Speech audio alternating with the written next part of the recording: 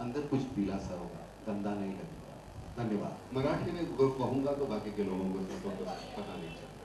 मुझे लगता है कि मैं मराठी हूँ, उसका मुझे अभिमान है। मैं मुसलमान हूँ, इसका अभिमान है। मैं क्रिश्चियन हूँ, इसका अभिमान होना ही चाहिए। लेकिन जब हम रास्ते पे निकलते हैं तो सबको जो भाषा समजते उस भाषा में हम बोले तो बेहतर है। मराठी मला बोलायला अतिशय आवडेल, माझी भाषा आहे, मी त्याच्यामध्ये जास्त चांगले एक्सप्रेस करू शकतो। पण मला असं वाटतं की सगळ्यांना कळण्यासाठी हिंदी बोललं तर तुला राग नाही येणार।